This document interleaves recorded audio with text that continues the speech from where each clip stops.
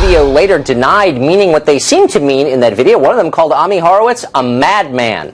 Mr. Horowitz joins us tonight. Ami, thanks for coming on. So there were a number of pieces today calling into question the credibility of that documentary, clips of which, as we said, we showed on Friday. But let's start with the allegations of those two policemen.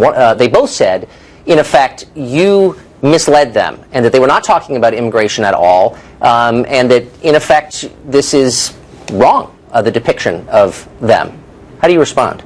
Yeah, let me first say that those two guys are really honorable men. They are brave men who are doing a wonderful service to their community. They really are. Having said that, could you imagine the amount of pressure that must be on them from their bosses, because this maelstrom that they kind of found themselves in? So I don't necessarily blame them for kind of wanting to cover their butts a little bit on this thing, but the reality is everything I asked them, it's clear what their answers were. They're the ones who discussed they didn't want to be considered racist. They're the ones who used the words no-go zones when describing these Islamic enclaves, not me. Listen, I've been doing this thing, and I've been creating some very high-profile videos over the past 10 years. I've never had a subject claim, and certainly not prove, that I ever misled them or ever doctored the footage. It's never happened before. So my record stands for itself, and what you saw on that video is clear as day, stands for itself. Well, that's a pretty generous response, considering one of these guys called you, as I just said, a madman. Now, they went on to say that they were not talking about immigrants. They were talking about high-crime areas in Sweden. Do you think that's possible?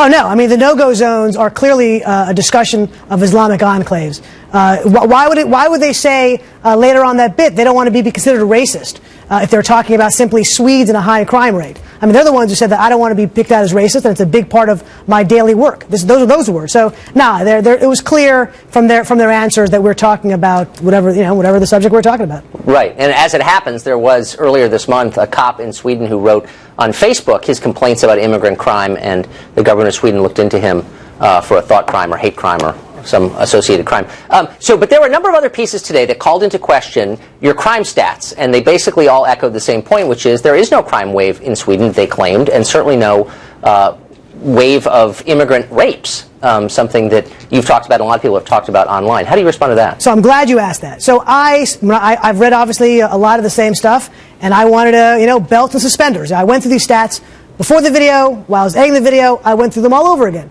So BRA, B-R-A, which is the keeper of all statistics, of crime statistics in Sweden, I went through them specifically. So to give you some exact numbers. So between 2012 and 2016, the murder rate is up almost 70%. This is Swedes' statistics.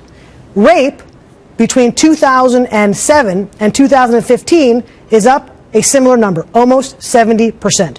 These are their statistics, not my statistics. Now, just to be clear, are these Swedish government statistics? Yes.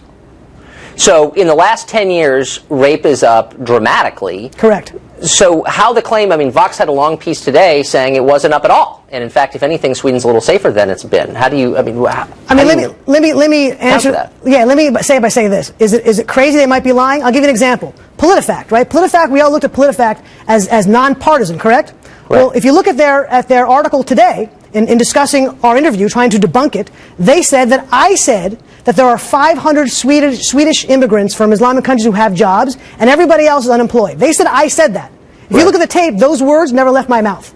So PolitiFact obviously lied. It's clear as day. You can look at the videotape, look at the interview, look at what they said, and you can see that they're obviously lying. So I don't know what to tell you. You just can't take what they're saying. I may have it wrong, but I think that statistic actually comes from the Swedish National Council, by the way. And I don't know if you have ever said it or not, but I read it today, and I think it's a credible statistic. I'm sure it's very credible, but I never said it. But PolitiFact specifically said that I said it.